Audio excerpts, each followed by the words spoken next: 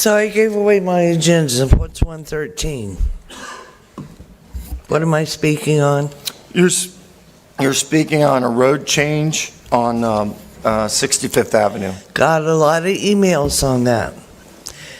And a lot of people told me they respect life. They respect life.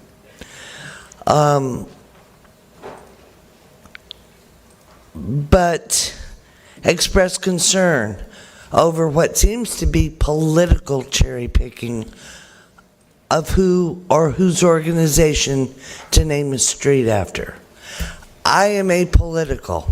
I don't care if you're Republican, Democratic, Independent, as long as you do right by the people. A comment here. She pointed out in Charlie's own words, and I looked this up and I listened to his own words.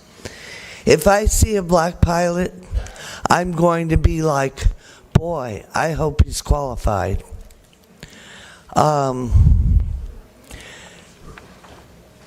Did you hear or even care about what he said about Taylor Swift and Travis Kelce? Did you watch that? I saw that.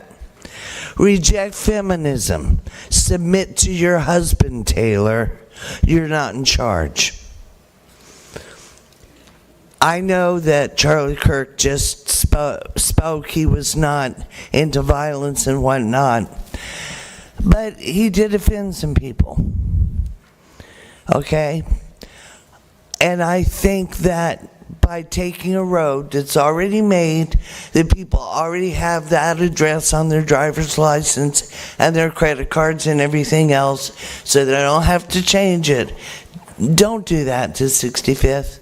You know, I don't know if it's going to take tax money out or if somebody's donating it. I heard a developer wanted to donate that. Mary, thank you. I got several speakers. Yeah, I need Jim Kaufman next. Thank all you. right. Tara Hartman, you're next. Hey, everybody. I'd like to start by addressing the comment about the black pilot that Charlie Kirk made. That was taken out of context, and it's been spun 100 times, but he was talking about that in the context of DEI and how the airline was deliberately hiring based upon race and not on skin color. He wasn't saying something racist. I don't have much time. I'll go quickly through this. I'm not very old, but I am old enough to remember when people would speak their mind, and they would do it without fear.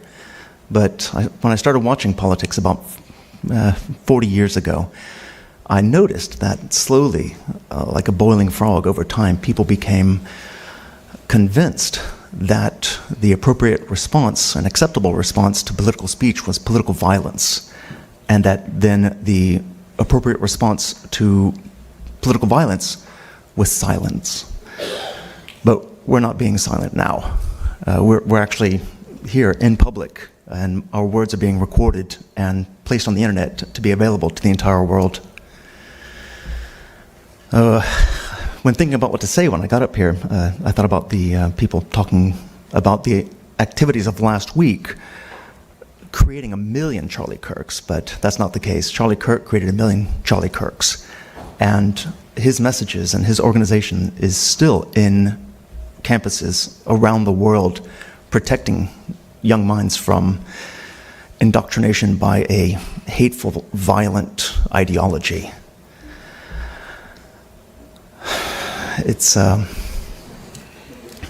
I request that you consider this motion to start a fire that the rest of the world sees, and historians will look back and see that the fire started here in Pensacola today. Please. Thank you, Jim. Tara Hartman, you're up next. And Charles Thornton, you're after him. How about the Hortons? They were Democrats. Mary, you cannot have an outbreak in this any longer. You do this every meeting. This is your warning. Please respect the process here. Thank you, Tara. Thank you. So I'm a public servant. I'm a teacher here in Escambia County, and everybody standing before me or sitting before me are also public servants. I'm also a homeowner on 65th Avenue, and I'm a mother of 2 amazing children. So on September 11th, we received a letter, all the educators did, from the Florida Department of Education speaking about social media, speaking on Charlie Kirk. And I just want to make it clear that I'm not here to do that, okay? But it was made very clear that an educator's personal views are made public, may undermine the trust of students and families they serve. So I'm wondering why that applies to us as educators, but does not seem to apply to the panel before me. Charlie Kirk was a divisive person. And I know I'm running out of time, okay? But I will say this. I also happen to be the mother of an amazing 17-year-old young man who is a survivor of stage 4 brain cancer. We have been dealing with this for the last 10 months. We travel the country to find the most state-of-the-art medicine available. We're going to be leaving later this week. My son does not stand with the views of Charlie Kirk, and therefore he shouldn't have his address reflect that. He also happens to be a national speech and debate champion, 2 years running, with a 4.8 GPA, and remarkably, he has walked away from this unaffected cognitively. So before you make me change my driver's license, mortgage, bank statements, everything else that goes along with this, I would ask you if you want your address to be Charlie Kirk Way. And if you do, I offer my house for sale, twice its asking amount. You're welcome to have it. Thank you, Tara, for your comments. Charles Thornton, you're next. And then Charlie Schuler is on deck.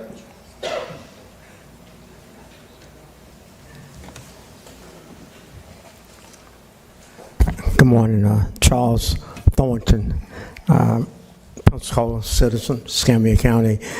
First thing I want to say, we're going to have a lot of different views and opinions that's going to be presented. But first thing I want to say is Commissioner Mike Kolar, he's not a racist. He's the chairperson of the Board of County Commissioners, and I've seen some of the things that he has done in his particular district, District 2. I've seen him out working in the graveyard, a historical graveyard. I've seen him work on the beautification. I've listened to him as he toiled and labored to help the constituents of his community. The Warrenton area, prior to him coming in, was highly neglected. So, okay, the first thing I want to say is that. Now, and I'm a citizen of Pensacola. I grew up I was born April 11, 1952. I think that makes me 73 years old. I believe I've seen some things. I believe I've been through some things. I've seen the colored water fountain, this and that. I actually participated in the changing of the name and all of that stuff when we was over at Escambia High School. I remember the meetings at St. John Divine. Some of you who are younger than me, I challenge you to take your community activists and participation record and bring it up against mine. I've been a fighter all my life. Right now, I'm just fighting the same battle in a different way. What we need to do is, Charlie Kirk, most of you don't even know anything about Charlie Kirk. Within there have been many people killed and assassinated: Abraham Lincoln, Martin Luther King, John F. Kennedy, Robert Kennedy, and many more. All of those people have been, was when certain things was done to commemorate and celebrate them, there was voices of dissent and disagreement. There have always been voices, and there will be voices. But what I'm saying is that at some point in time, please wrap up your thoughts. This has nothing to do with race. It has nothing to do with race. Look at the merits of the situation. You don't even know Charlie Kirk. Charlie Schuler, you're up next. And then Linda McCreary.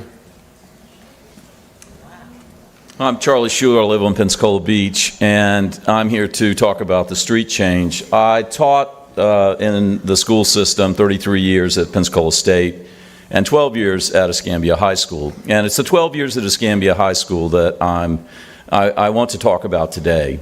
We all know, or a lot of us know, the history, the forced desegregation in 1969. It was Escambia High School Rebels. The flag was a rebel flag. The mascot was a Confederate soldier. The school song was Dixie. And those were troubled years. And I came there as a teacher in the late 70s. Now, in 1976, they changed the name to the Gators. But still, things were difficult there. I left in 1990. I was Escambia County Teacher of the Year, and I moved to Pensacola State College. I was most proud that last 5 years there, because I want to tell you something. 5 consecutive years, one of our students went to Harvard. One of our students went to MIT. One of our students went to Chicago School of Art. One of them, who didn't even speak English when he came to Escambia High School, had a full ride in chemistry to Rice. And one of them completed her studies at the University of Florida College of Medicine. 5 of those students, not one of them came from any kind of privilege, and 3 of those students were students of color. My point is this: you've talked about ratcheting down things. You named that street after somebody who insulted Martin Luther King, Michelle Obama, women of color, and found the 1964 Civil Rights Voting Act offensive. You're going to raise the kind of dusts of rage that you guys today have been talking about ratcheting down. Commissioner Kohler, you named 65th Avenue that runs along Escambia High School that has had this kind of history. Thank you, Charles. You gotta wrap After your thoughts Kirk, up. you will raise those dusts of rage again. You're going to see those students march and their people march, Thank and you, we don't Charles. need that at Escambia. Linda McCrary, you're up, and then Jerry McIntosh is on deck. Welcome, Ms. McCrary. Good morning. Do you mind pulling the mic down? Oh, Yeah, there you go. Thank you. There we go. I'm going to read some things that's in Charlie Kirk in his own words. Now, these are his words, and I have the source from where it's from if you need to question me about that. One of them is black women. He said they're coming out. They're saying, I'm only here because of affirmative action. Yea, we know you don't have the brain processing power to otherwise be taken seriously. You have to go and steal a white person's slot to be taken seriously. Now, he was talking about Michelle Obama. He was talking about, it's awful. Yes. Civil rights. He said, we made a big mistake when we passed the civil rights in mid-1960. The death penalty. He said the death penalty should be public, should be quick, should be televised. I think at a certain age, it's an initiation. At what age should you start to see public executions? That was what Charlie Kirk said. The next on empathy, he said, I can't stand the word empathy. Actually, I think empathy is a made-up new age term that does a lot of damage. We've been using the word empathy since 1909, so it's not a new word. George Floyd, this guy is a scumbag. He said that after his death, this guy is a scumbag. Linda, wrap up your thoughts, please. Guns. Jerry It's worth to McIntosh. have the cost of unfortunate and some gun deaths every year. Linda, I just want to say that I don't think that we need to put a street with someone that has these views. Thank you for your comments. Jerry McIntosh, and then Larry Downs is up again. I don't see Larry, but, oh. Hey, Mr. McIntosh, welcome. Good morning, Jerry McIntosh, 11767 Old Course Road, Cantonment, Florida. I'm here to raise my opposition to anybody that has used the kind of language that set the kind of fires among young people who is susceptible to that kind of inhumane injustice that is already pervasive in this country and throughout the world. He has done irreparable damage to a lot of the great minds in the colleges and high schools. The words that he has used about the hatred he has for Dr. King, the words he used about the 60s, years that I came up, was fighting for rights in this country for not just my children, but other children around the world.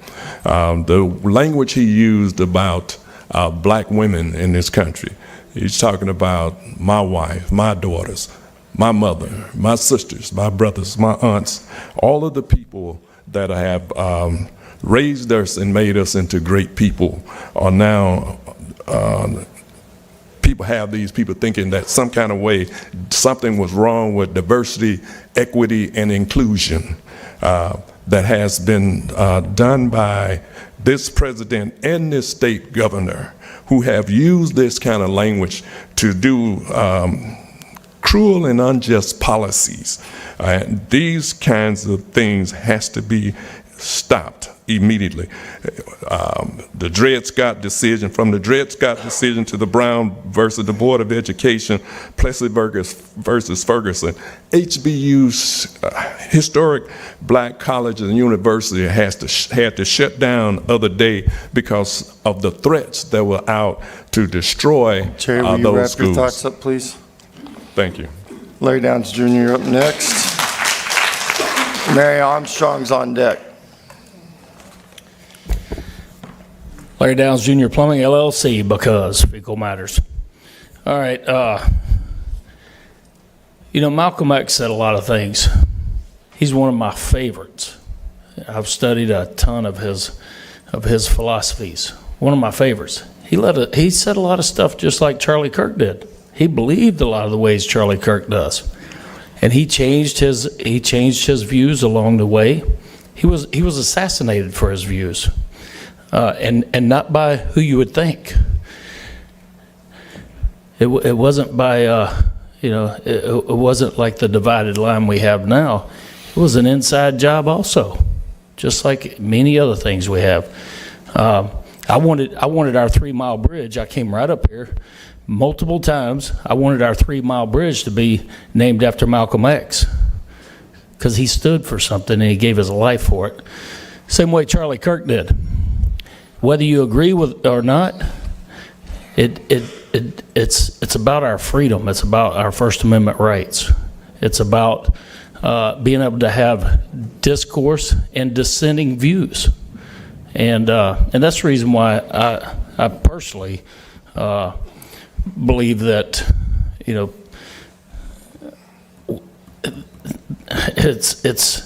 it's hard to find words for it because. This skin tone division, this gender division, this sexuality division, it's all been lumped into one. Race. The human race is the human beings, just with skin color, skin tone. That's ridiculous. This is being perpetuated over and over and over. I give no shits about skin tone. I don't care. And people will. I didn't even know they called you racist, Chair. I didn't. I mean, that's the go-to. Racist, homophobe, misogynist. I mean, that's the easy go-to. That's how you silence people. And Mary, please take her outside. You got 5 minutes. You can come back in. No, you can no longer interrupt every meeting. I'm sorry. Larry, finish your final thoughts, and then we'll go on. Anyways, warning, ma'am. My final thoughts are, I see how the people would feel on this street, and I I would love for my street to be You gotta wrap named up your that. thoughts, Larry. But I can understand how others wouldn't, so. Mary Armstrong, you're up.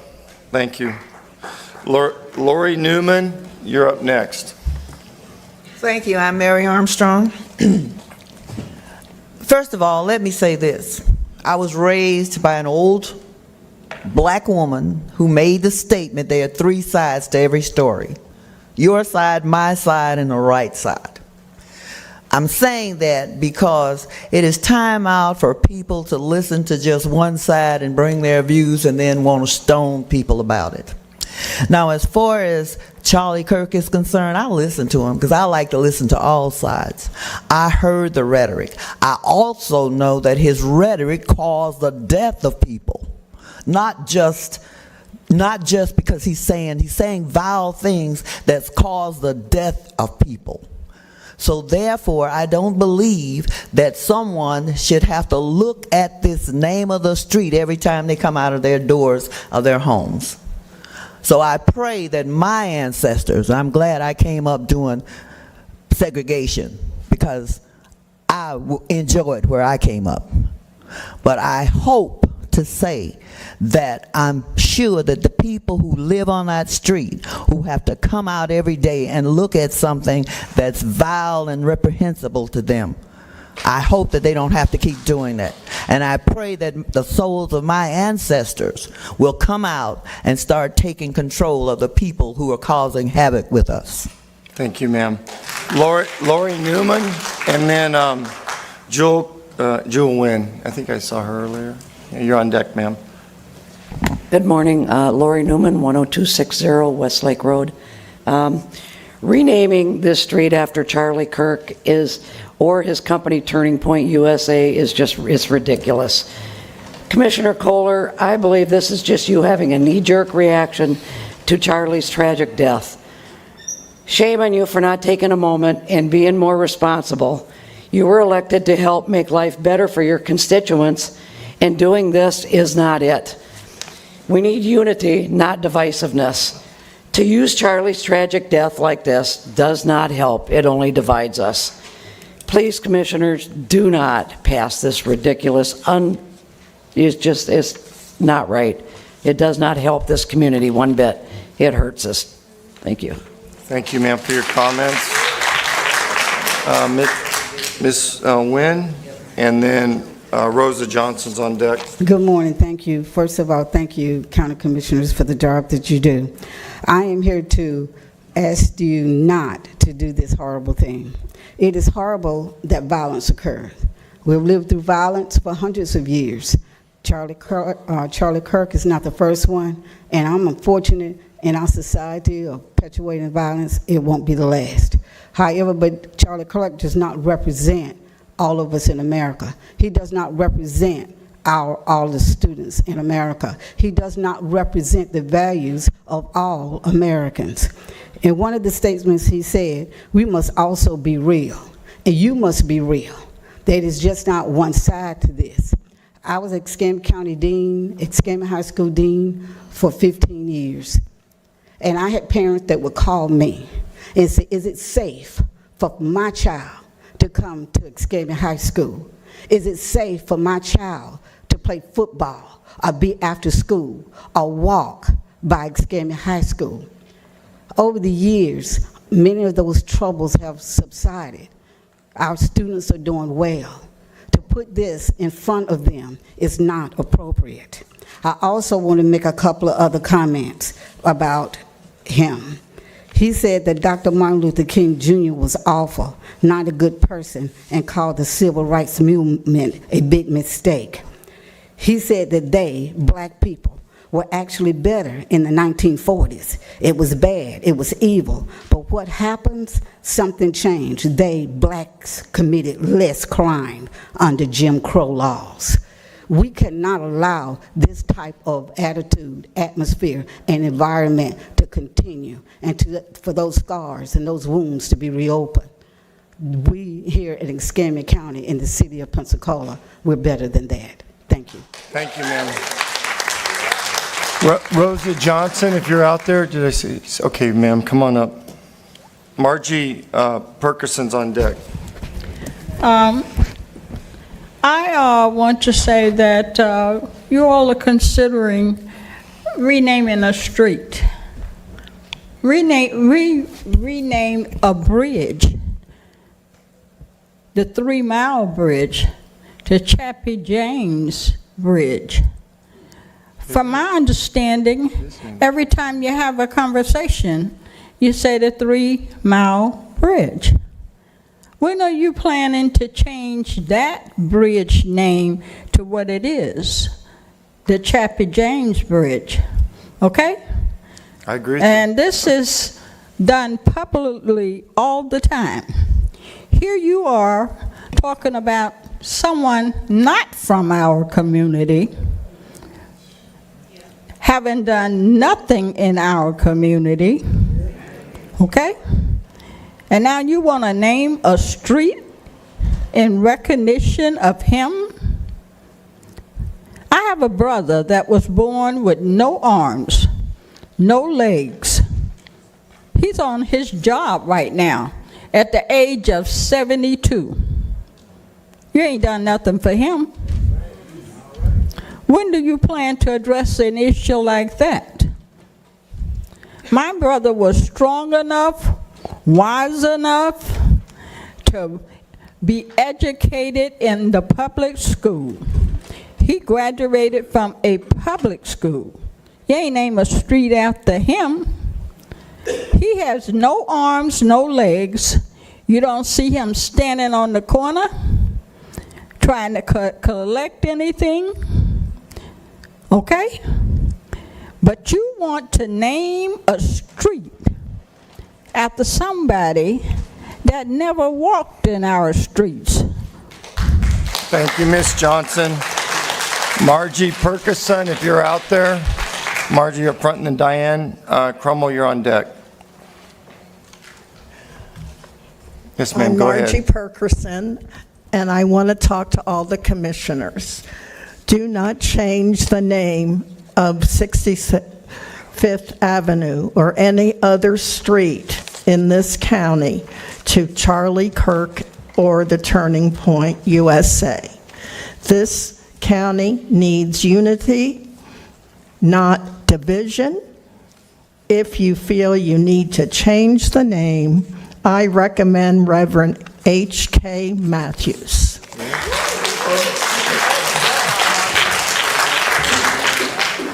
You should never name any road in Escambia County after Charlie Kirk in any form, be it his name or his organization, Turning Point USA Road, or any form of it. Just the idea of naming the street in front of Escambia High School after him is one of the most racist things ever to happen in Escambia County in recent history.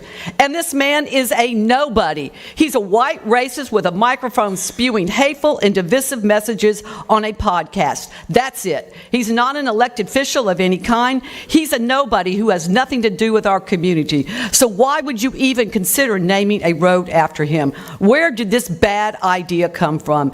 To have the audacity to treat this man as a hero, to honor him, is to honor hatred and divisiveness in America. He is not about unity. He is about festering hatred. The things that he espoused that came out of his mouth wasn't for good dialogue and debate. Rather, it was to keep this country divided based on hate. I attended Washington High School during the race riots that happened in the early 70s, and it happened not only there but at Escambia High School as well. Reverend Matthews, who recently passed away, led the charge to remove the Confederate flag and the theme song of Dixie. It took years for those wounds to heal, if they ever did. He would be horrified to know that you now want to replace those symbols of hate with a new symbol of hate. What an insult to Reverend Matthews. This is not moving us forward. This is moving us backwards. Is that your intentions, Commissioner Kohler? And the question I have is why? Why in front of Escambia High School? Is it to prove white supremacy? To intimidate people? That's how I see it. I believe this to be an insult to every black citizen in Escambia County, too. I've never seen anything happen so quickly that this person is not even buried yet. How could you put something so controversial on the agenda at the last minute, Commissioner Cole, and at a morning meeting on top of that? when you know people are working, they can't attend, or they don't even know about it. Diane, thank And you you for your did this for the comments. last Marilyn minute. Wiggins, you're up Do next. not name this street after Marilyn anything. Wiggins, you're up No next. streets. Thank No you. streets. This should not happen. Thank Shame you. on you Thank for you, even ma'am. bringing this up. Order. Yeah, thank you. Come on up.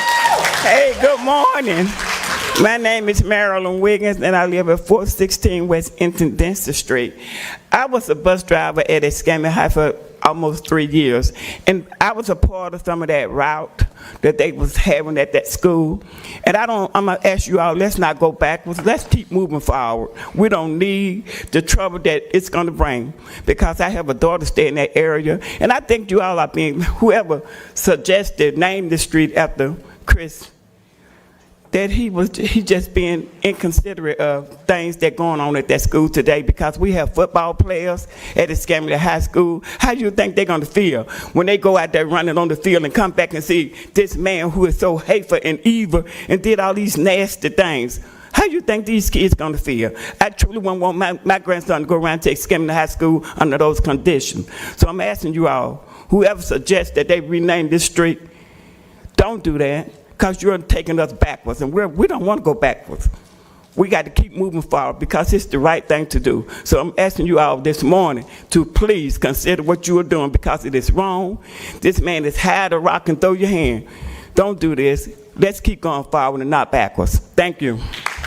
Thank you. Dr. Paula Blackmans, and then Keith Bowe is Dr. Paul Blackman, not Paul. I think it's Paul. Okay, sorry, sir. Paul Blackmans. Yes, my name is Paul Blackman. I'm the pastor of the First Baptist Church of Ferry Pass and the moderator of the First West Florida Baptist District Association that consists of 41 churches. Let me begin simply by saying this. The murder of Charlie Kirk was tragic, and my prayers go out to his family. Anytime a life is taken, it is tragic. In other words, it is wrong.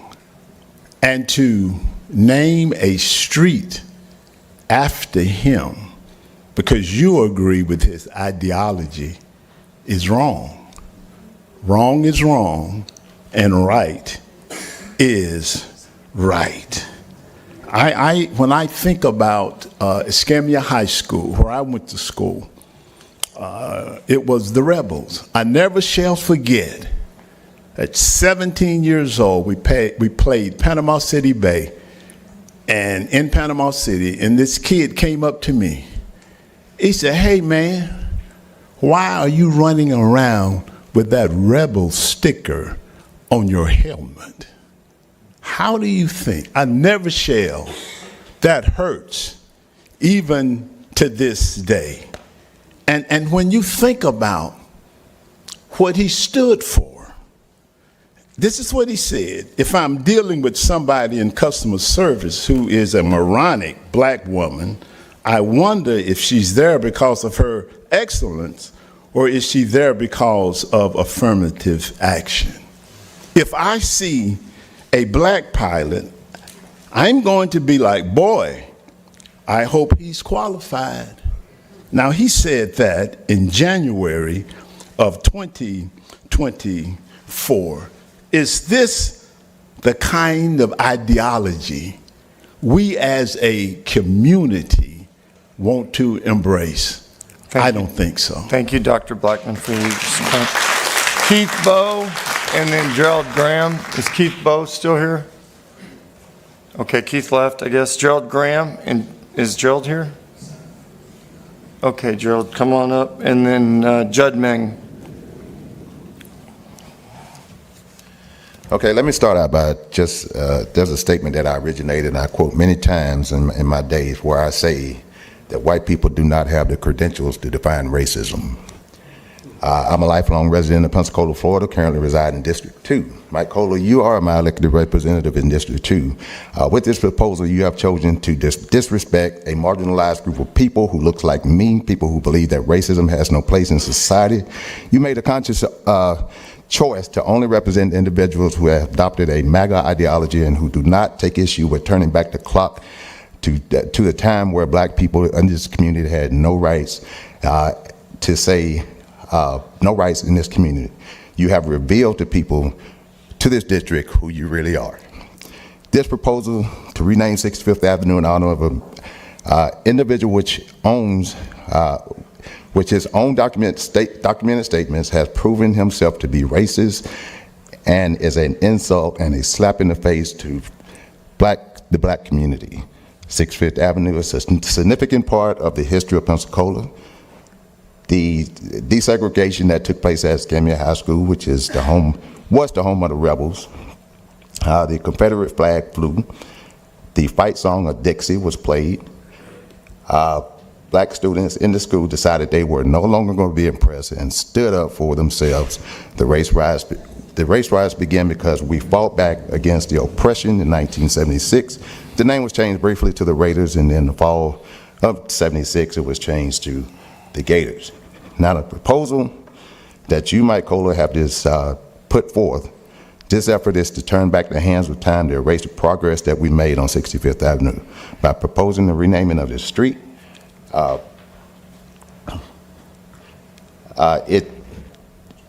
It's an insult to black people. Thank you, Mr. Your time. But finish your thoughts. Let me finish. My son is on the Wall of Fame at Escambia High School. This is an insult to every black person. White people do not have the credentials to define racism. You need to listen to what black people say and understand. But now you, Mr. Moon, you I are appreciate it. on my radar. I hope we you will stick see you at the ballot so box. when you share my thoughts later. Francisca Yabrion, is that person here? And then, I'm sorry, ma'am. That's okay, it's Armenian. Okay, and then Maverick Marley's on deck. Hi, my name is Francesca Jabaria. I am Armenian and Ukrainian, and it is a national tragedy what happened to Charlie Kirk for one reason. It is our freedom of speech has been violated. I believe that as a person, I think everyone has a right to say what they want. I disagree with Charlie Kirk, but the idea that he says things that Democrats are communists, which I'm not, and he is also an anti-Semite and does not believe in the Holocaust. I'm Armenian. My family was affected by genocide. I am first-generation American. I am Ukrainian. My family fought off Lenin, and so I'm a very proud American. Love is stronger than hate. I don't know if y'all realize that, but that is one of the mottos of 9/11. And if you look on my shirt, is right here. And another motto of 9/11 is, when there's darkness, there is light. And y'all spoke about that. And if you want to rename it, we should rename the street Freedom of Speech, because we need both sides. So I would pull it and rename it Freedom of Speech. My best friend is a Republican and supports Trump for 30 years, and I listen to her all the time. So please rename the street Freedom of Speech. Thank you, Francisca. Maverick Marley, is Maverick out there? Oh, Judd Meng. Are you Judd? I am, yes. Come on up, sir. I'm sorry. No, I made a mistake. I apologize. Hey, no worries. Appreciate it. As mentioned, I'm Judd Meng. I'm a 21-year Air Force veteran retiree who also served during 9/11, so thank you all for your service. Commissioners, you mentioned dark times and hate as they pertain to different demographics that comprise the fabric of this nation, so please consider the following statements. We made a huge mistake when we passed the Civil Rights Act in the 1960s. Black women do not have the brain processing power to be taken seriously. You have to go steal a white person's slot. It should be legal to burn a rainbow or a Black Lives Matter flag in public. Martin Luther King Jr. was awful. He's not a good person. He said one good thing that he didn't actually believe. If I see a black pilot, I'm going to be like, boy, I hope he's qualified. America was at its peak when we halted immigration for 40 years and we dropped our foreign-born percentage to its lowest level ever. We should be unafraid to do that. Kirk also paraphrased a passage from Leviticus that advocates for stoning gay people, calling it God's perfect law when it comes to sexual matters. The American Democrat Party hates this country. They want to see it collapse. They love it when America becomes less white. Again, I was a 21-year Air Force veteran retiree, and I happen to be a Democrat. Reject feminism. Submit to your husband. So it's ironic that the calls for understanding and a reduction in rhetoric when we were talking about celebrating and honoring a person who's made a living advocating for these ideologies. Members of this board, and Larry, wherever he's at, he might not care about skin tone, or he says that he doesn't care about skin tone, but many of his followers do. Right now, there's a couple of neo-Nazi organizations holding up big signs of his face, Charlie Kirk's face, shouting, "White man, fight back. White man, fight back." So again, in the Venn diagram of who we should be supporting and honoring with street names, I definitely don't think it should be Charlie Kirk. Thank you for your time. Thank you, Judge. Maverick, Marley, is Maverick here? And Arnitha, I saw you. Arnitha, you're up on deck. Hello? Oh, Lord, hold on. Okay. I would like to first begin by pointing out something that I believe has been brought up by those who support this change, that being that it is an apolitical move. I believe that it is demonstrated today that whenever you say about adding Turning Point USA Road, Charlie Kirk Way, it is divisive. It is tacitly, it is naturally political because of the opposition that it brings. So whenever you make this decision, please do not include apoliticality as one of your messages, because further, we're talking about the First Amendment, right? Well, allow me to quote Charlie Kirk saying that Islamic and Jewish immigrants, quote unquote, seek to destabilize our Western society. Another quote, Jewish communities have been pushing the exact kind of hatred against whites that they claim to want people to stop using against them. Is that the First Amendment that we're talking about? Right? The one of freedom of religion? That's what we're talking about here? I don't think so. I think that, frankly, Charlie Kirk did promote racist ideology. He said,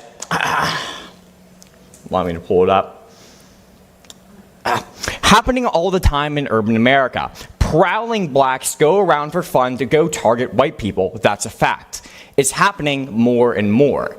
Now, should we really say that the man who opposed the passing of the Civil Rights Act of 1964 through that apparatus, for the record, is how we desegregated Escambia County? Escambia High School? Is that who we should be honoring? The people, the Jewish community, the Islamic community, okay, the black community.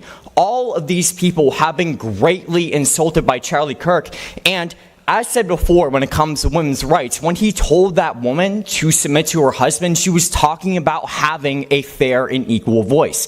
Is that the First Amendment that we're talking about? Because I do not think that is how we represent it. Thank you. Thank you, Maverick. Arnitha, come on up, Arnitha, and then Ann Moultrie.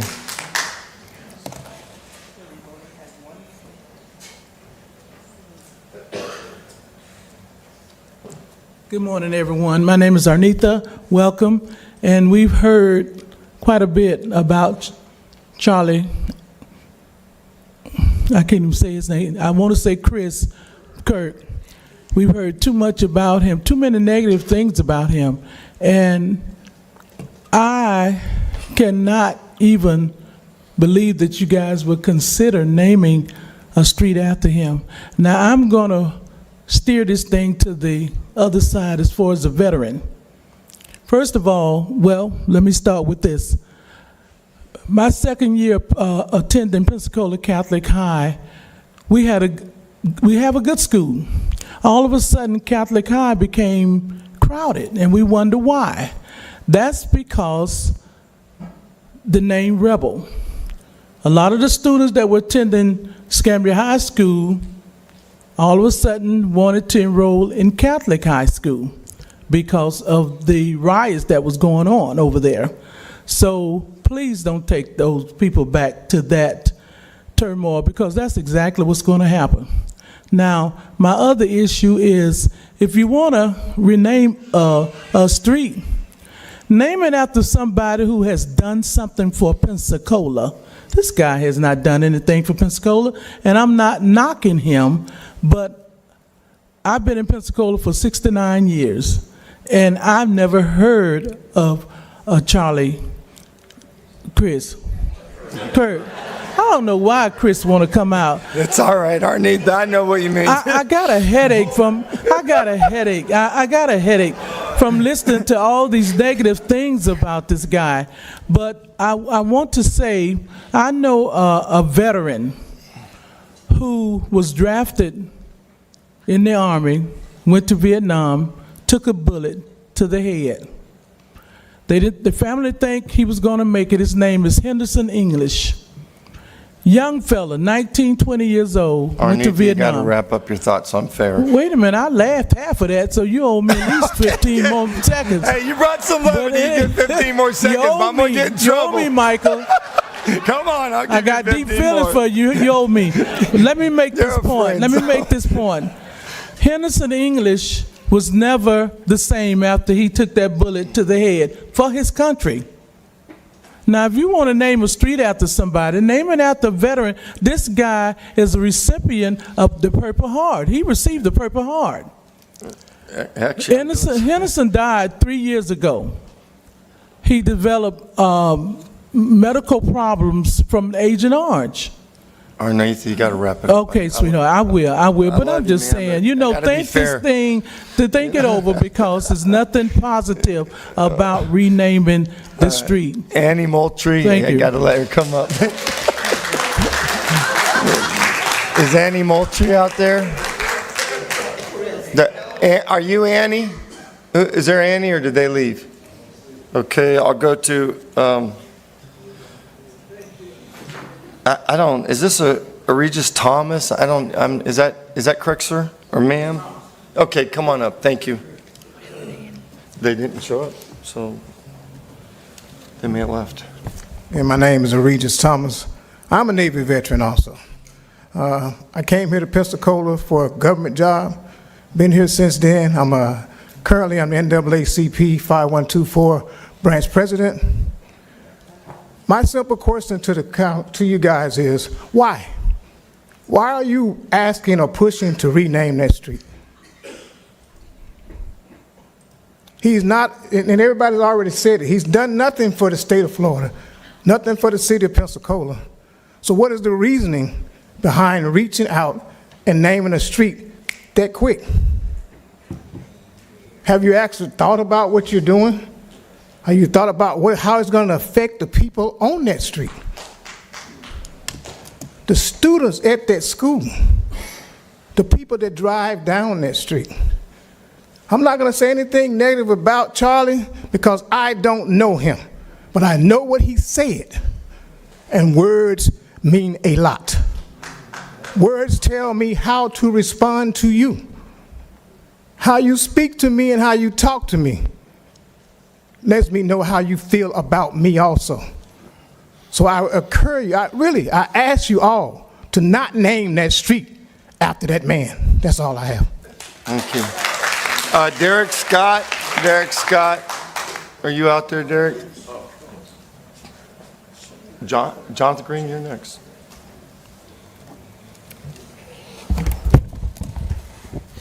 Good morning, commissioners. Charlie Kirk was a man whose public statements and affiliations have repeatedly aligned with ideologies that disparage, demeaned, and dehumanize Black people, LGBTQ+, individuals, women, and immigrants. Turning Point USA promoted rhetoric that many consider divisive, inflammatory, and racially insensitive. To honor that in front of a public high school, especially one with a history of racial tension is not only tone deaf, but is also dangerous.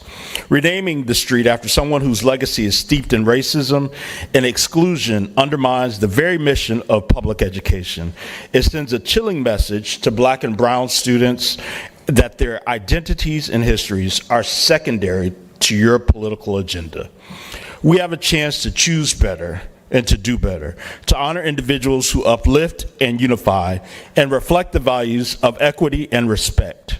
Now, if you want to rename the street, I suggest the Reverend Dr. H.K. Matthews Freedom Impact Boulevard, someone who actually did something for this community. I urge you to reject this proposal, not only out of partisanship, but out of principles. Our streets should reflect our shared values, not amplify division. And lastly, I want to say thank you. Thank you for showing this community who you really are. Just because you got the Black vice chair of the Republican Party to stand up and say, "You're a good one," does not mean that you actually are, nor does it absolve you of this racist crap that you put on this agenda today. Do better. Thank you, sir. Jonathan Green.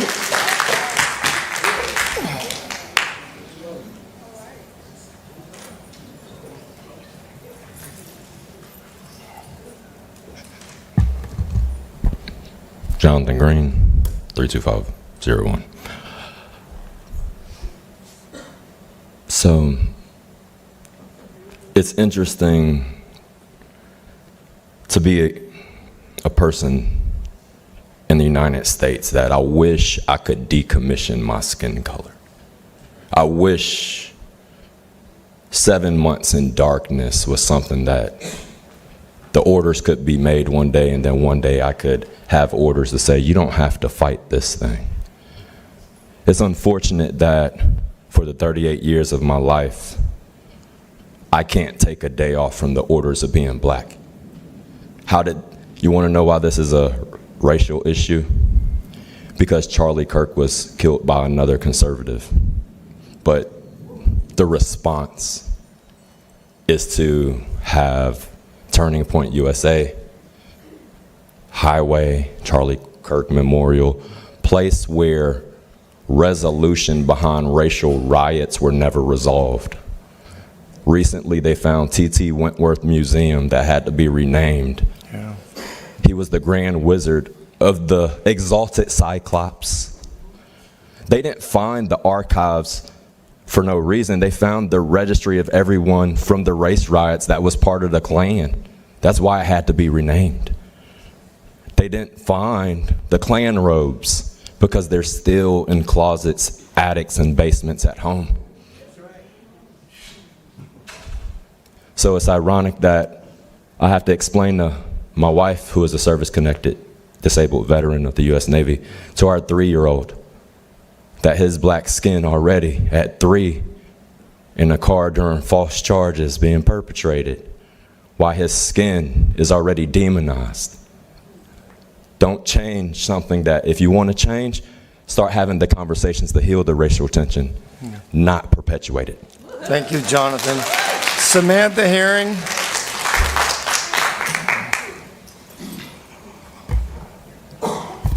Good morning. Samantha Herring here. And I'd just like to say, I'm grateful to be speaking to you about this today. I think it's a very important issue that really merits your thoughts and your discernment.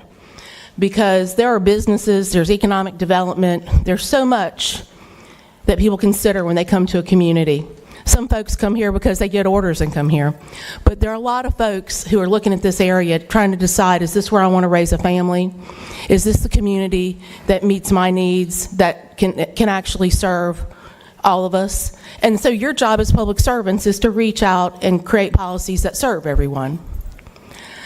Turning Point USA and Charlie Kirk are very divisive individuals. This is a divisive individual and a divisive organization. And for many people, as you heard here today, there is great concern about all of the alienation from different communities and different people. Those are things that really do impact people's decisions about where they come, how they live, and how they spend their money. And I want you guys to think about that. I mean, would you name the street in front of Escambia High David Duke Street? Would you name it the Ku Klux Klan Street? Of course you wouldn't. And for so many people in this country and in this community and in the state, that's what they're hearing when it's even suggested. We're better than that. We're better than that as a community, as people, and you can make better decisions today when it comes to that. One other thing I'd like to remind everybody is that Charlie Kirk died, like 40,000 more individuals in this country will this year from gun violence. We can do something to end gun violence with smart gun laws, and I encourage you guys to think about that. I was thinking about it as you were talking about suicide prevention. It's one of the number one reasons Thank you, Samantha. people Caleb die. Davis is Thank up. you. Is Caleb Davis out there? Do we have Mr. Davis in the audience? Yes, right here. Oh, why is it not Marcel? Caleb is my legal name. Oh, I'm sorry, Marcel. And then Robin Richard's on deck. Sorry, Marcel. No problem. Good morning. I just want to address the board. I'm Marcel Davis. I live at 4093 Cobia Street. I want to take back to a time when I was getting ready to go to Escambia High School that my brothers had to tell my mother, you know, Marcel's got a mouth, and I hope that he don't go over there and start trouble at Escambia High School. Well, after the 4 years, I was voted most friendly of the class. In 1982, those people that went to Escambia here knew that there was a store across the street from the school that black students could not even go in to purchase anything. I was the first black student to go into that store to make a purchase. My thing to you today, there's other streets in Pensacola that you could name, and the fact is, why would we do it? Because the one thing that Charlie and I can agree on is release the Epstein files, unredacted, so we can see what's going on. I'm with that. Thank you, Marcel. Robin Richard, is there Robin out there? Oh, hi, Robin.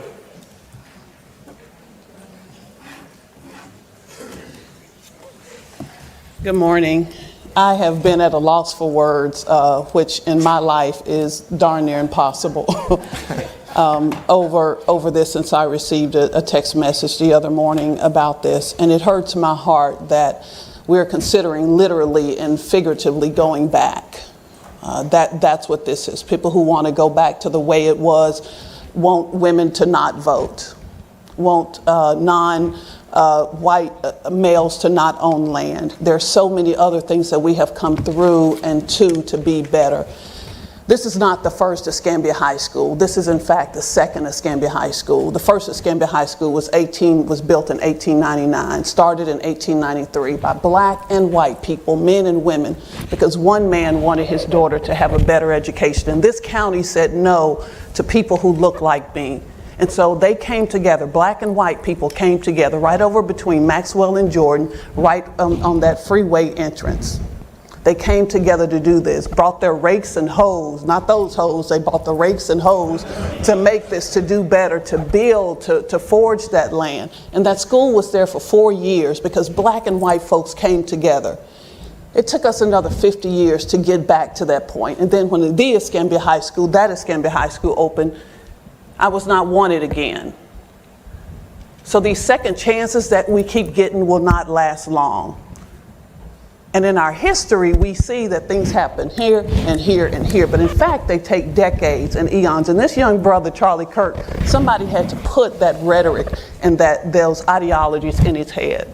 In fact, somebody who's probably my age, I ain't gonna tell y'all, but somebody who's probably my age, his parents or people around him had to put that in. So we don't do better because we keep forging this craziness. You can call it racism or sexism or classism. It's crazyism. And if we keep doing it, then you're going to have to look in the mirror and say, I did this. And if you don't want to look in the mirror, that means that you don't want to face the truth. Because this is your truth coming to light. We can do better, and we have a second chance this time. Next time, we may not have a second chance. Let's do like those folks with Escambia High School back then, and the folks with Escambia High School who saw the error of their ways and said, let's do better when they changed that rebel name. We can do better, and you have to do better. Thank you, Robin. I That's all our speakers. I listen to everyone here, and I hope you listen to what I'm about to say, but I want to give the board an opportunity. Does anyone have anything to say?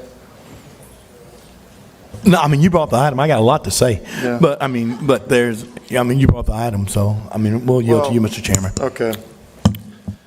I want to say a few things. Let me tell you how this came about. On September 10th, there was a political assassination. No matter if you like Charlie Kirk, you don't like Charlie Kirk. We've had that before. It's wrong. This was never about offending black people. I would tell you right now, this was about literally fighting against political activism, assassination, and all the things. And I denounced, and I'll say it right now, Melissa Hortman, Democrat, that got killed. Governor Shapiro bombed his mansion. Speaker Pelosi's husband brought in a hammer.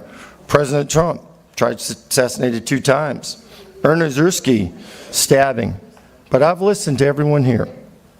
This was never about ramrodding something down anyone's throat. It was about political tolerance. It's about a place where we can live and respect each other. And I'm going to read a few things, and I'm going to make an amendment because I've listened to you. This is from President George W. Bush. Today, a young man was murdered in cold blood while expressing his political views. It happened on a college campus, where the open exchange of exposing ideas should be sarcastic. Violence and vitriol must be purged from the public square.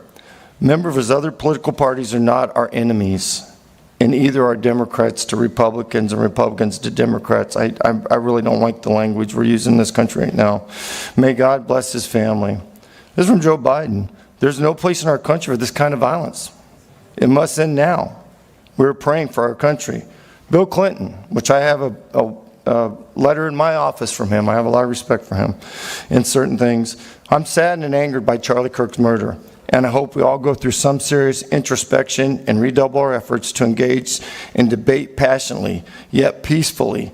Hillary and I are keeping Eric and their 2 young children in our mind. President Barack Obama. We do not know the motive, the person who shot and killed Charlie Kirk, but this is despicable violence that has no place in our democracy. Michelle and I will be praying for his family, especially his wife Eric and 2 young children. Mick Jagger, I've never witnessed anything sick. Cheering for someone's death in pure evil, it shatters every standard of decency, and I refuse to shut up about it. Tiger Woods, I've never seen darkness like this. Cheering a death shatters every boundary of decency, and I refuse to stand quiet while humanity itself is mocked. We're a better people. We're a better people. I am not going to change the road on this today, but we have a responsibility to lower the rhetoric. And I think that this board should unanimously, if someone makes a motion to denounce violence. And I think that was the whole thing on Turning Point. It was that we should respect each other's opinion. I have many people in this audience that are black friends of mine. I've been called a racist, a fascist. I've been to the Civil Rights Museum twice. I bought the actual video, I'm a Man. I wasn't even born yet in 1968. I walked through there and I get it. I know people of color are treated differently in our history. Guess what? 1,300 people in Memphis just wanted to be treated the same as white people. And guess what? Martin Luther King got shot. Just got shot because he wanted equality. I'm not saying what Charlie Kirk said was right, but we got to slow down the political rhetoric. People say, why does it matter here? Last year, some of the people on this board, community activists, we all went to Brownsville and we talked about gun violence. And we literally looked and said, we got to stop this. We have an own clerk sitting right here that has an FBI investigation because a car bomb went off next to her house. We have got, leaders are charged in tough times to challenge each other, to look at each other and do what's right. I listen to each and every one of you, and I'm not going to force that road on you. But I think it's healthy to have these conversations. We have to. We have to have open dialogue. And so I hope someone makes a motion to change this, to be adamantly against political violence, because that was the intent of this. And that's where I'm at. Commissioner May? Thank you. Thank you, Mr. Chairman. And very rarely do I dip in other people's district, and I thank you for having the courage. And I hopefully, if you will accept the amendment, that I will move to drop the item from the agenda if there's no opposition from you. But we have to recognize the cultural war that we're having in this country. And I submit to you that probably 90% of the people that walk to the podium are against violence, because I'm against violence, and I know that you're against violence. And our communities have been plagued with violence, cultural wars, us versus them, the things that seek to divide us rather than to unite us. And it's always been my goal to be a uniter on this board and be a uniter in this community. Whether you're, conservative or liberal or, whoever, you black or white, Democrat or Republican, we're all Floridians, we're all Escambia County. And we have to learn to work together. I would just hope that it's not falling on deaf ears, the sensitivity of what happened at Escambia High School. Oh, no. That was not before our time. When people like W.D. Childers and Tom Tobias and Smokey stood there and denied black children the opportunity to learn, and when people fail to say that, you had nothing to do with the past discriminations, well, if you accept all of the good inheritance that you get because of the goodwill, you have to accept the bad that was done. And so there's been a lot of good done in our community, a lot of bad, and we have to recognize that. This is very sensitive. I know people who got beat. I know people who almost lost their lives, and phone call after phone call. And this issue is so sensitive. When you have 15 to 20 leading pastors show up because they're concerned, that's important to this community. It's important to their parishioners. It's not just important to District 3. It's important to everybody. And so I think, oftentimes we make decisions, emotional decisions. I'm an emotional guy. I'm a social worker. And by the way, I'm pretty conservative. If you knew my daddy like they knew him, we got whooped by a belt and a switch. So, I grew up pretty conservative. So I understand the value systems, and we're not all going to get along. We're not going to always all agree. But I think the great thing about being in America, being a part of the democracy, is we can find a common ground. And I do salute you for finding a common ground today. I really do. Thank you, Commissioner May. I think I will move, with all due respect, I would move to drop this item from the agenda today. Can Commissioner Stroberger talk before you make an amendment? Yeah, it did. And the only other thing I would say... I'll second that. Thank you for the second. And Commissioner Kohler, I would say, if you ever thought about renaming something, there was a guy by the name of H.A. Matthews that literally dedicated his life I have no issue to going with that. there. You know that. Yeah, and so I don't have an issue with that. good. So there is a motion and there is a second. So thank you, Commissioner Stroberger, for seconding that. Yeah, so I want to take racist off the table first, because it was insinuated what I said a couple of weeks ago about our cooperation with ICE was racist. I am not a racist. Let me qualify it like this. Please, let's be respectful. The gentleman who is the godfather of all of my 5 kids is a black man. His name is Cedric Patton. Most godly man I knew. No. Would have been Admiral Patton, and not because he was black, but because he was awesome.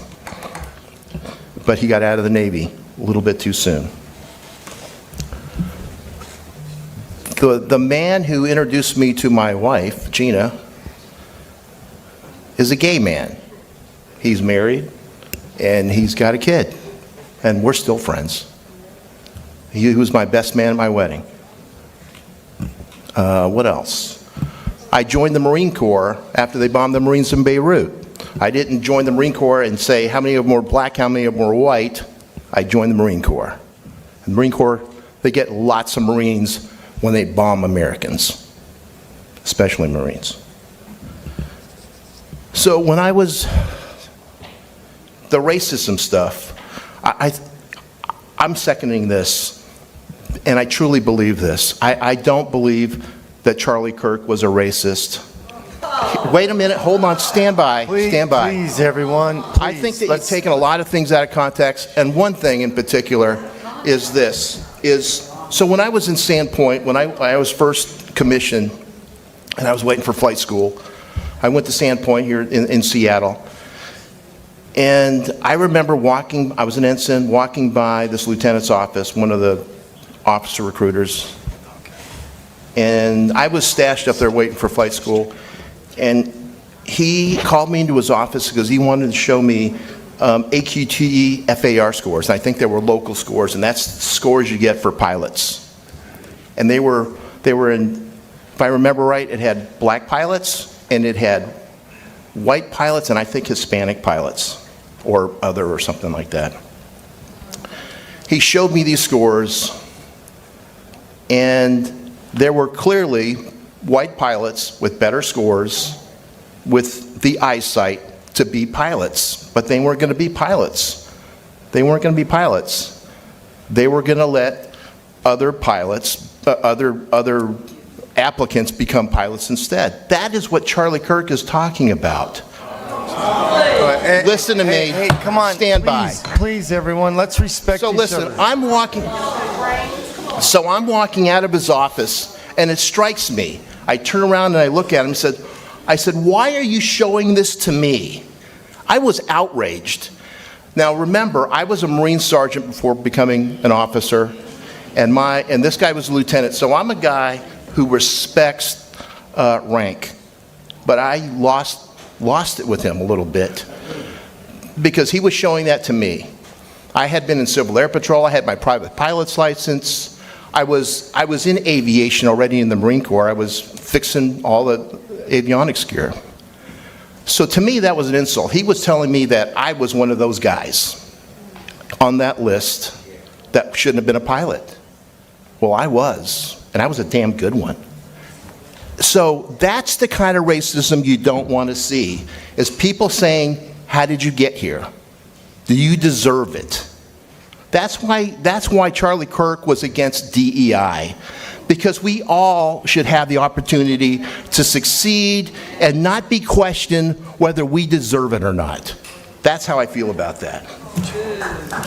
Thank you. Commissioner Berry, I'm going to let you go then. I'm going to let Commissioner Hoffberg and then you, Commissioner May. Is that okay? That's fine. Commissioner Berry, please. Thank you, Mr. Chairman. And I am certainly going to support dropping the item. I agree with the comments from my dear colleague Commissioner May, and clearly we had a lot of people come and speak about how this potential item affected them personally, and that's part of what we deal with on the board is how issues that may come before us affect us personally, and then how do we serve our constituents, because often the items that come before the board affect them personally in different ways. So, I have a little bit of a different aspect to it without, it doesn't sound like it's going to happen, so it doesn't matter. But, since we are up here and we've been in a long meeting, we'll make a few comments. Since Commissioner May and I have been on the board, I don't believe we've named a road for anyone. That's a very big threshold, and we haven't taken, I don't believe we've even taken up the item to address naming a road for anyone. I'm not going to start with this. I don't have the perspective of, being a person of color. I'm too young to have had a personal impact from, issues at Escambia High School. From the time I started school, it was a, integrated system in Escambia County.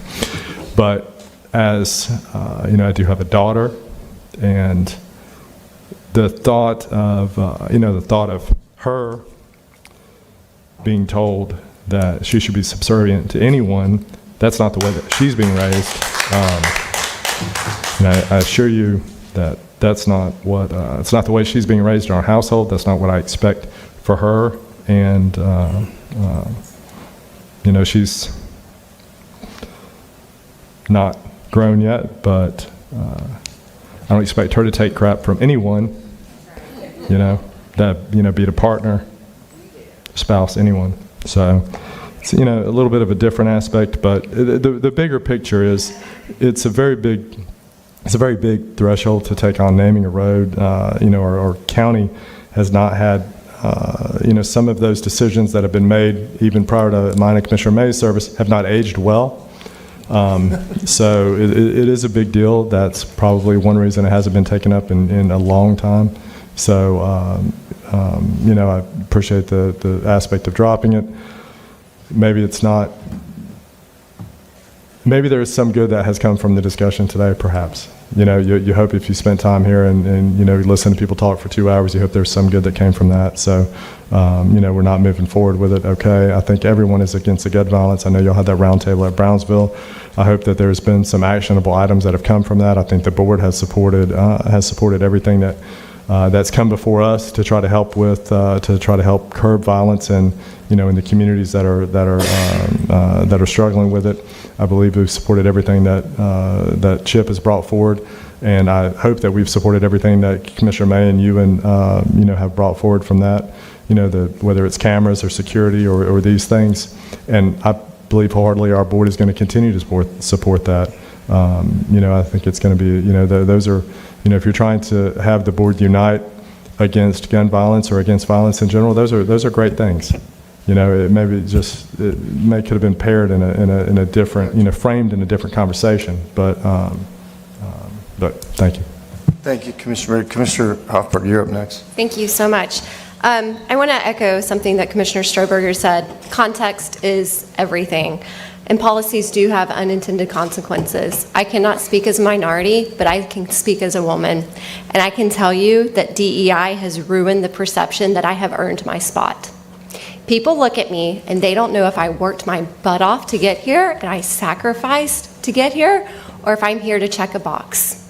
So DEI has ruined the perception that females have earned their spot at the table, and that is very sad.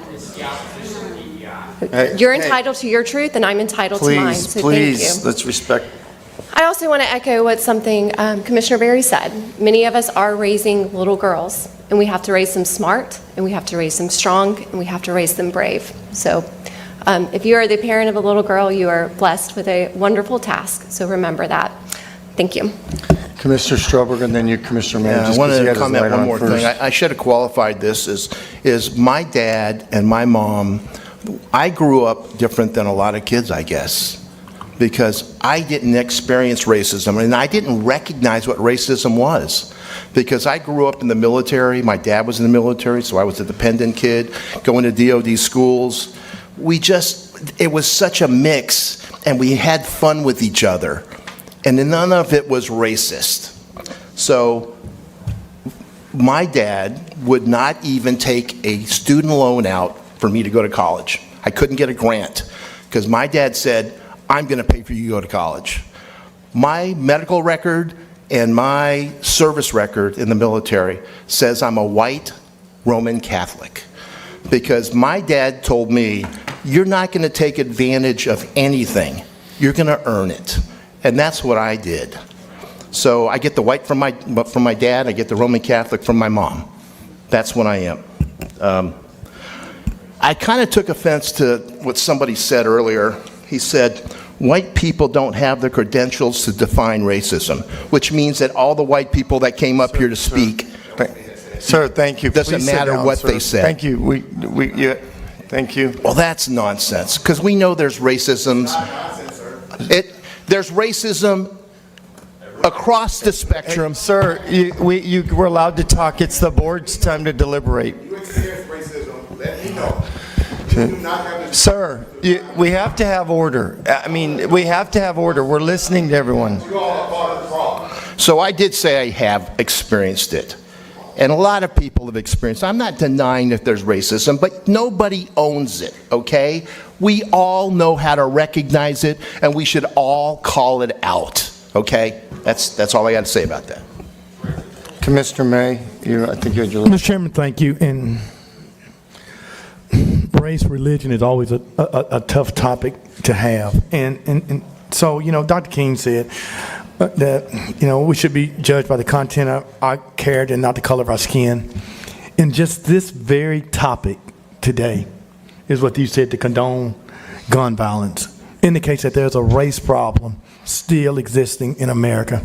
Andrew Hacker wrote Two Nations Divided because it continues to be divided. And we're going next week in the budget. We're getting ready, not funding human relations.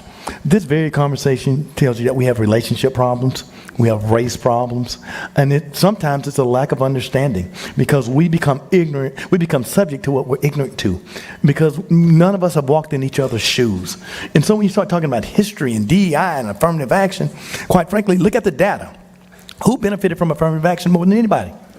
White men. Period. Because before affirmative action, white women couldn't go to work. They went to work, then they brought the money home, and the white men, their companies grew. Who became less economically viable? Black men. And so we sprue out what we believe to be, popularity or popular culture. No one wants to go and get on a plane with an unqualified person. But I can guarantee that if it's a person of color, he had to be doubly qualified. To be able to fly that plane. And so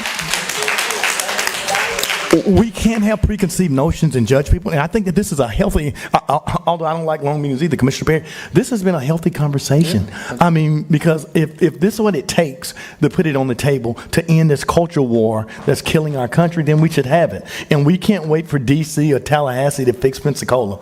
We have to fix Pensacola with our relations. I agree with that, Commissioner May. And so that's why things like human relations and having these dialogues are important to me. I'm glad we have this conversation, and we are all prisoners to our own experiences. I often say, man, it doesn't matter how you like your fish. You might like it raw, she might like it blackened, I like mine deep fried. It doesn't matter how you like the fish, as long as there's enough fish in the pond for everybody to catch a fish, then we'll all be okay. And so we have to make sure that, there's enough to go around. There's no denying the economic viability that what happened to black and brown communities. The tension of this country, the tension with deportation, with alienation, trickles down to what's happening to our community that have uncomfortable conversations that we have today, that we may get over it. Because we're of that age, but our children, some civic class is watching this conversation, this dialogue, that will adversely or positively affect children and future generations. When babies are born, they're not born racist or not born prejudiced. They're not born preconditioned in terms of their psychic or their psychology. It's a socialization process, and we have the ability to shape the socialization process here. I'm not worried about Washington and Tallahassee. I'm worried about Escambia County. And Mike, thank you for bringing this, because I think this is the start of further dialogue that we should have, because people need to understand each other. Because people don't get an opportunity to discuss it. So, Mike, I thank you. I certainly don't think that affirmative action or DEI and all those things have placed anybody that I know in an economic position where they're unqualified. To think that Michelle Obama and Barack Obama may be the smartest presidents that we've ever had. Look at their pedigree. They're Harvard graduates. And so we don't want to make those assumptions. And Mike, this is what I'll end this with saying. Sometimes my mother said it's better to eat too much than to talk too much. Some things just shouldn't be said, And so if there are things that, not at you, Mike, but at people that came, we don't have to say things that are hurtful. We just should be nice to each other. And I just think that... I don't think I've said... No, you have not. You have been very nice. And so that's what I say to all people that have come, that we should just all try and be nice. With that being said, we got Baptist Hospital on the agenda too. One comment, and then we'll move forward. This is the most diverse board, I think, ever in Escambia County. You got a female, you got a partial Filipino American. Whatever you are. Whatever you want to be, that's fine. With Steve, you never know. We got Lumen. You got veterans. And, this was never intended. This was intended to thwart violence. I looked the day after the Charlie Kirk mural on 17th Avenue. I got really sad, man. When people put swastikas and say a dead Nazi is a good Nazi, there is clearly hundreds of thousands of Americans died or buried overseas to thwart Nazism. Where are we? There was no such thing as that. I've been to Manila where sailors and soldiers are buried today on that land fighting Japan to fight fascism. To put a swastika over the American flag and say that's where we are today, we're not there. That's not who we are, people. We are not there. And if you think that I'm not going to push back on violence every chance I can, and real fascism that killed Poles, Gypsies, Jews, millions of them, just because of their skin, I mean, seriously, that's horrible, folks. And these are people that live among us. We have a responsibility, and I said this the other night, to be gentle and kind and try to sway our fellow citizens to do what's right. That doesn't mean we all are right, but I know it's not going to be gone. I was just trying to create some decision space. Evil's going to be there. Cain killed Abel. He did it with a rock. There will be more of it. But I'm done, Lumen. If you want to, I want to let everyone here know, I appreciate you. You may not believe this. I do appreciate you coming and making your comments. I take the arrows every time, and I'll try to respect everyone's opinion. And I'll do that as long as I'm the chair. And so that's what I do. But thank you, and I appreciate that. Commissioner May, do you have one more comment before we move on? No, I think that it's probably going further. I mean, when we make it a race between black and white, I mean, quite frankly, whoever killed Kirk was not an African American or a black person. And the person that's in custody now, probably the people that you're talking about at the bridge, were not people of color. So it's so easy for words to divide us. So if you're okay with it, my motion stands. Okay. Was there a second? Okay, there's a motion second. Please vote. Okay, motion's dropped. Let's move on. Can we do Baptist? Thank you all for showing up. Appreciate it. All right, Wes, where are we now? Hey, we all signed up for this. I mean, people say we don't listen, but. Thank you, Mr. Chairman. We're at they forgot about Baptist. Budget Finance Consent Agenda. There are 43 items on the Budget Finance Consent Agenda. I need to make one change. On card 2-18, I need to modify the approval amount from 121 to 125,000. There are no speakers. Hey, y'all, we need to have order. I'm having a hard time hearing the county administrator. What was it, Wes? 18? Card 2-18, I need to modify the approval amount from 121,000 to 125,000. Okay. Other than that, there are no speakers and no changes. All right. Can we have a motion to move the balance? Make motion to move the balance. Second. Please vote. Yeah. Motion passes 5-0. Please, everyone, take your conversations outside. Can we do Baptist? Because Ms. Armstrong's here, and I know. Can we do Baptist if possible? I think we're almost there. Because I know a lot of the pastors want it. I think we are there, Commissioner. Okay. You're up, Commissioner May. I think we have a speaker. I know we have one speaker. I'm sorry, Mr. Chairman. I didn't catch who made the motion in the second for that last one. And who made the second? I made a motion to move the balance. Who seconded that? She couldn't hear. Commissioner Berry. Okay, and vote was 5-0. Yes, ma'am. Thank you. All right, we're at car discussion on what we want to do to E and D Street. You had two speakers, Mr. Chairman, I heard. Do you want to have the speakers first? Yeah, please. Okay, Mary Armstrong, you're up first. Okay, this has been a long day, so I'm not going to make this. I'm not going to make this long. I do want to clarify. I said that I came up doing segregation. It was the best time. I want to clarify. What I meant was, I didn't have to go along with. I didn't have to deal with none of the vitriol and hatred. I had love in my 1965.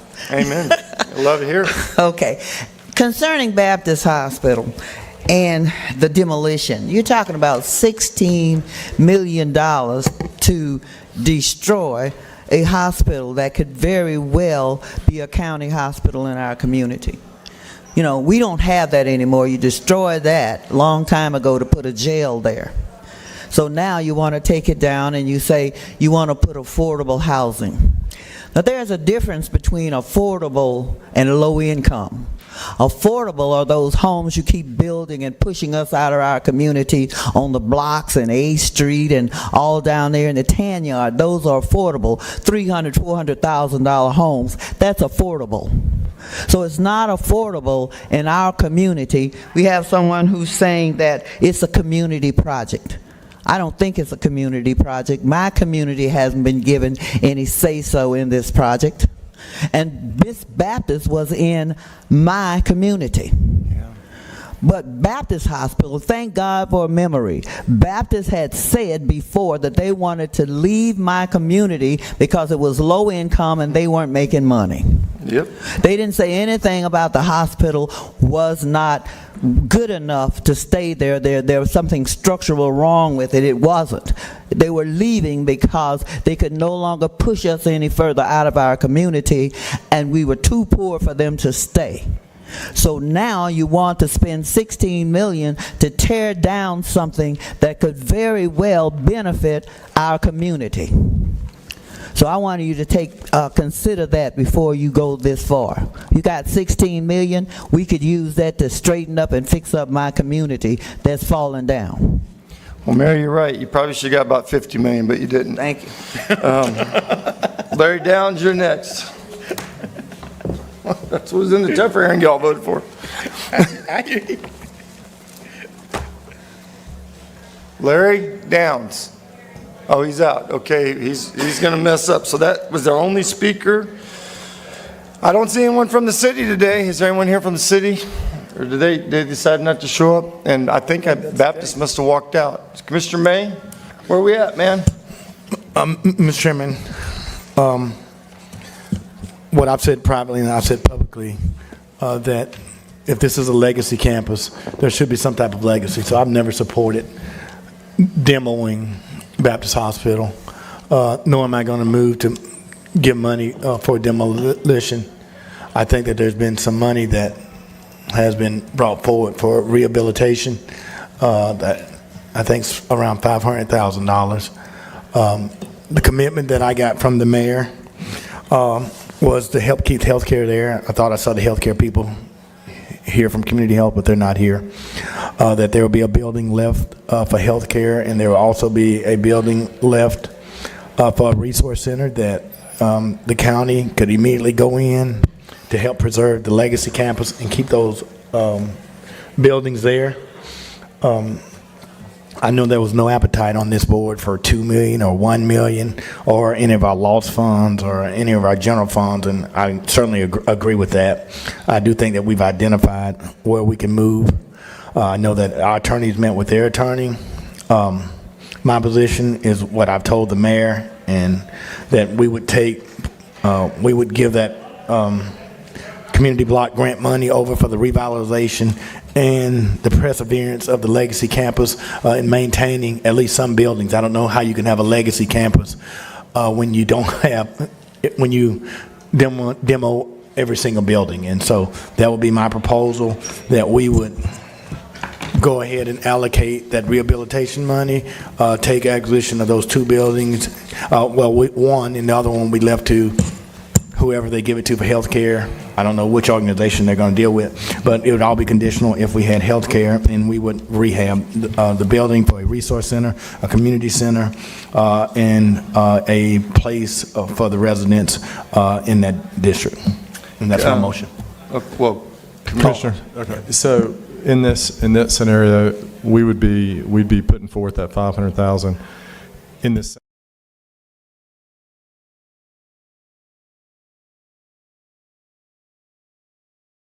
You were able to negotiate. I mean, they would come to us at the time. Right.